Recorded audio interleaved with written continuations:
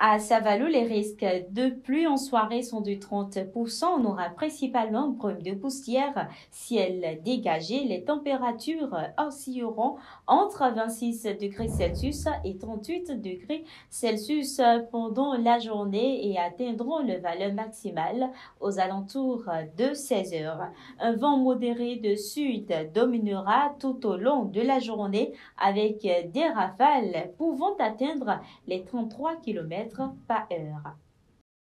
Bonsoir et bienvenue dans cette dernière édition du journal de ce mois d'avril. Les grands axes de cette dernière mettent l'accent sur l'impression de Oswald Gombo sur l'avancement des travaux sur les chantiers du programme d'assainissement pluvial de Cotonou.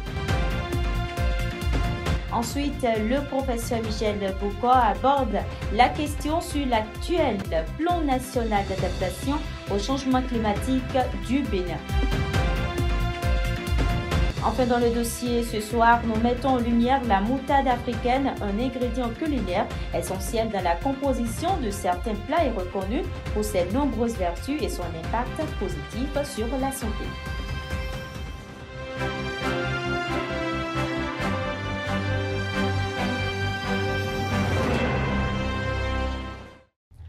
Mercredi prochain, le monde entier célèbre la fête du travail. Ainsi, les marchés de la commune de Sémékoji n'ont pas voulu manquer pour rien au monde cette célébration. Sur ce plateau, je suis avec le président communal des marchés de Sémékoji, M. Jérôme Daoudji. Bonsoir. Bonsoir, madame. J'espère que vous allez bien. Oui, très bien. D'accord. Alors, vous êtes à la 4e édition de la fête du 1er mai. Dites-nous d'où est partie cette initiative.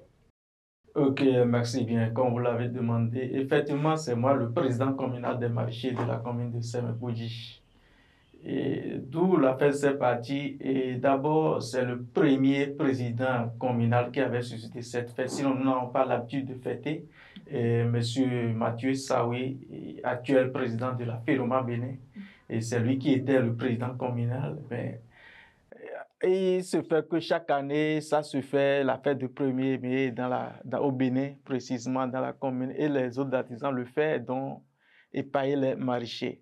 Et c'est un jour, lui-même en a vu, il a convoqué un AG extraordinaire, il nous a dit, mais et aujourd'hui, quand on parle du travail, nous fait parler des grandes personnes qui travaillent dur, mais pourquoi ne pas fêter aussi la fête du 1er? C'est de là, la fête du 1er s'est suscitée et ça a été validé à une assemblée générale des marchés de la commune de Sémékoji. C'est comme ça que nous avons pu démarrer cette fête. Et c'est quoi l'objectif derrière l'objectif, au fait, c'est de rassembler tous les marchés ce jour-là et de se réjouir, fêter, danser, fêter où on prépare rien que de nos cultures que nous faisons, qui se passe ce jour-là. D'accord. Et à quoi devons-nous attendre pour cette édition? Est-ce qu'il y a des particularités que vous avez voulu apporter cette année par rapport aux années précédentes? Il n'y a pas si de particularités, mais ce que nous avons l'habitude de faire toutes les fois est que nous invitons nos partenaires dans tous les sens qui viennent se réjouir avec nous.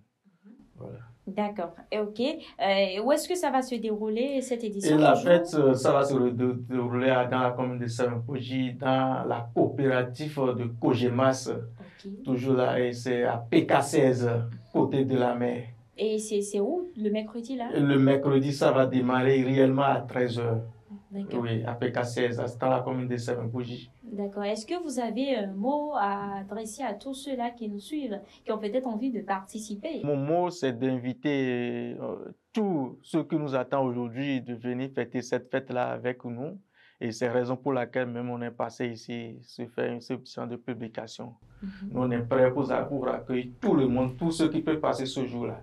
Il n'y a pas de souci. Du coup, le pagne, est-ce que vous avez un pagne? Oui, chaque fois, nous prenons de pagne. Le pagne n'est pas trop cher et c'est 18 000 le mètre. D'accord. 18 000 la pièce plutôt. Ok. Oui. Donc, c'est pour tout le monde? C'est pour tout le monde. Ce n'est pas seuls les marchés qui vont en avoir, c'est pour tout le monde. Tous ceux qui vont passer là ont droit à ça. D'accord. Alors, on invite tout le monde à se rendre disponible pour cette célébration. C'est aussi une marque de considération et de soutien à l'endroit de tous ces maraîchers grâce à qui nous mangeons sain et bio. Merci, Monsieur Jérôme Daoudi, d'avoir honoré ce rendez-vous et bon retour chez vous. Merci beaucoup. Notre édition se poursuit, mesdames et messieurs. Le Bénin et CAR International se sont engagés dans un partenariat. En effet, le ministre de l'Agriculture, de l'Élevage et de la Pêche, Gaston Kossi-Dossoui, et Guillaume Magueton, directeur de CAR Bénin Togo, ont signé un accord de partenariat au nom de leurs structures respectives hier jeudi 25 avril 2024 au ministère de l'Agriculture. Cet accord a pour objectif de définir les modalités de mise en œuvre de la collaboration entre les deux parties conformément aux politiques et orientations définies par le gouvernement béninois. La sécurité alimentaire et nutritionnelle est le principal levier sur lequel CAR Bénin Togo entend intervenir à travers cet accord.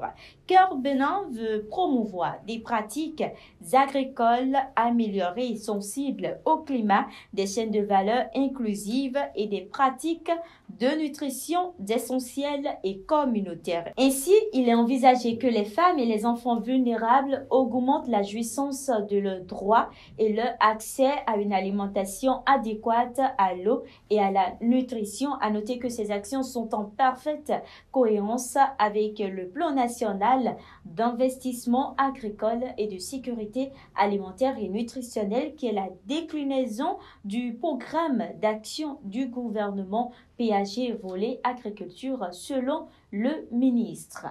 Toujours dans la journée d'hier, Oswald Gangbo, coordonnateur du programme d'assainissement pluvial de Cotonou, a fait une descente en compagnie des professionnels des médias pour constater le niveau d'avancement de certains chantiers du programme. Ses impressions dans cet élément.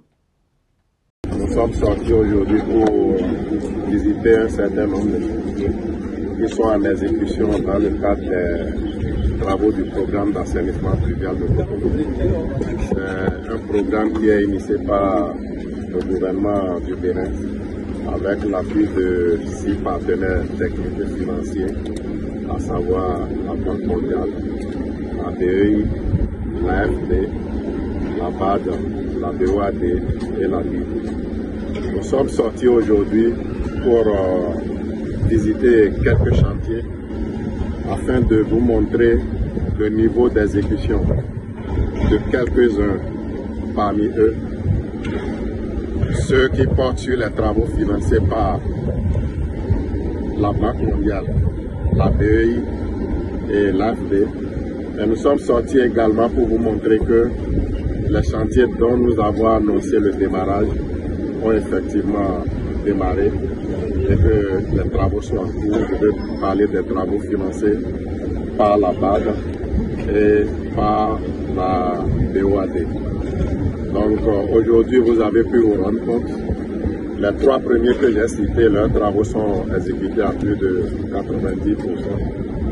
Les autres, vous voyez que les travaux évoluent normalement. Vous avez vu le type d'aménagement que nous faisons. C'est des collecteurs en béton armé, de la voirie revêtue de pavés avec des caniveaux latéraux de part et d'autre. Nous avons été visiter également des travaux d'aménagement de bassins de rétention. Et comme je le disais, nous avons réalisé des ouvrages qui s'adaptent vraiment à ce cadre-là, à l'environnement. À la fin des travaux, vous noterez vraiment une très grande différence dans les endroits où nous intervenons. Vous avez pu remarquer que nous avons créé des accès dans des endroits qui étaient complètement inaccessibles. Nous avons créé des pistes, nous avons fait des aménagements paysagers. L'actuel plan national d'adaptation au changement climatique du Bénin est un document intersectoriel à portée nationale pour la période tendant au 2030, ayant pour objectif principal d'accroître la résilience et la capacité d'adaptation du pays au changement climatique. Sa fiabilité pose problème au niveau de quelques acteurs comme le professeur Michel Bocco qui aborde la question au micro de Jean-Baptiste Ranton. Quand j'ai fini de lire, j'ai eu un doute pour deux raisons. La première raison, c'est que les séries chronologiques sur lesquelles le travail était fait, cela ne me paraît pas conforme aux recommandations de l'OMM en matière de calcul statistique, de traitement statistique. Il y a des longueurs qui sont recommandées pour faire ce genre de travail. Des modèles de traitement qu'ils ont choisis, c'est des modèles bien connus. Mais lorsque vous changez les règles du jeu, vous ne pouvez pas avoir de bons résultats. Et je suis étonné que tous les pays qui ont fait leur peine aboutissent pratiquement au même résultat. C'est là où j'ai cherché à comprendre. Je me dis, mais finalement, c'est peut-être la source de financement qui pose problème. Que les pays soient autonomes dans le financement de leur PNA. Autonomes dans le financement de leur PNA. Et non pas toujours aller tendre les mains pour dire il y a un fonds national de fonds verts de climat ici, il y a le GEF, Global Environmental Fund par là, et ainsi de suite. Tant qu'on restera sur des financements de ce type-là, on s'en sortira pas. Mardi 23 avril 2024 a démarré la semaine du miel sous le thème l'API Business au Bénin, les défis et les enjeux socio-économiques. Elle prendra fin mardi 30 avril prochain devant le centre label Bénin à Cotonou. Au cœur de cette célébration, on découvre les producteurs locaux de miel du Bénin qui mettent tout le savoir-faire et leur amour pour les abeilles au service de la qualité. Comment reconnaître le bon miel? C'est une question essentielle à laquelle les visiteurs pourront trouver réponse lors de la mini-expo vente du pur miel original du Bénin. Grâce à des démonstrations, des dégustations et des promotions, chacun pourra apprécier la pureté et la délicatesse de ce nectar. Disponible facilement sur les marchés, la moutarde offre une option polyvalente pour de nombreux plats savoureux. Cependant, il est crucial de noter que l'ajout additif alimentaire comme les bouillons et le sel en excès peut altérer ses bienfaits nutritionnels et entraîner des problèmes de santé. Le dossier en parle avec Blandine Keguer, Ronel Goudou et Baïcha Dichare.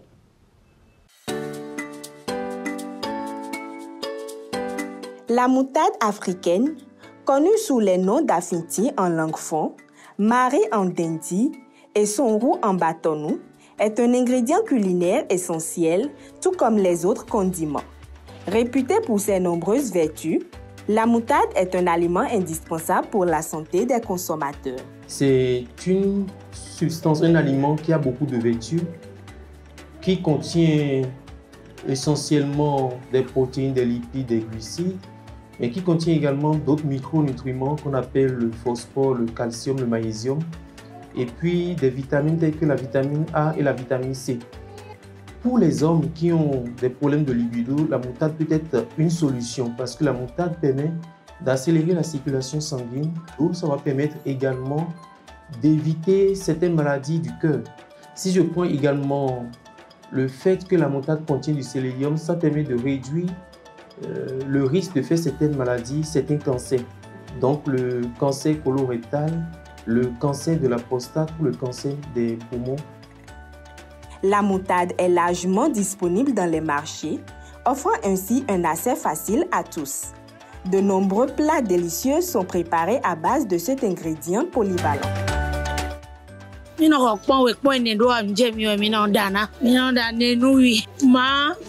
Nsumsi nde abana ya asoro nsumeo eno iprof amama wevi sumode so nsumono nyando eno broda agbede so mi amende ko buburu le edo bido dudu mi ande po kono ko e Bien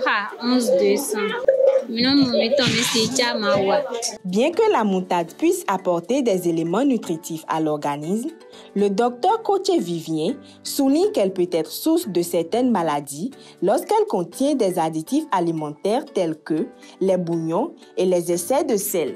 Certaines vendeuses, dans la préparation des moutardes, mettent des bouillons dedans. C'est pas bon pour la santé. Ça peut entraîner certaines maladies cardiovasculaires, dont l'hypertension artérielle, et ça peut être à l'origine de plusieurs autres maladies également. Certaines moutardes peuvent être un peu salées. Et le sel, beaucoup trop de sel n'est pas recommandé, notamment pour ceux qui font l'hypertension artérielle. Il est essentiel de veiller à éviter les additifs nocifs tels que les bouillons et les aisselles de sel. Opter pour une préparation naturelle permet de profiter pleinement de ses vertus nutritives. Sur le plan international, l'appel à candidature pour le prix des champions de la Terre de l'ONU est lancé. En effet, depuis 2005, le prix des champions de la Terre organisé par les Nations Unies met en lumière 4 initiatives majeures sur la protection de l'environnement. L'appel à candidature qui se referme le 5 mai 2024 met l'accent sur l'innovation durable. Si l'une de vos initiatives contribue à la résolution de la triple crise planétaire du changement climatique, de la pollution et de la perte de la biodiversité, alors le prix des champions de la Terre vous est peut-être destiné. L'appel à candidature lancé par le Programme des Nations Unies pour l'environnement est ouvert jusqu'au 5 mai 2024. Les acteurs de la société civile, les décideurs politiques et les opérateurs économiques intéressés seront en lice dans 4 catégories, à savoir leadership politique, inspiration et action, vision entrepreneuriale et science et innovation. Les lauréats seront présentés lors de la journée mondiale de l'environnement qui se célébrera le 5 juin prochain sous le thème « La restauration des terres, la désertification et la résilience à la sécheresse ». Nous sommes au terme de cette édition que nous vous remercions d'avoir suivi. Merci à toute l'équipe de la technique. On se retrouve semaine prochaine. Plaise au ciel. Prenez soin de vous.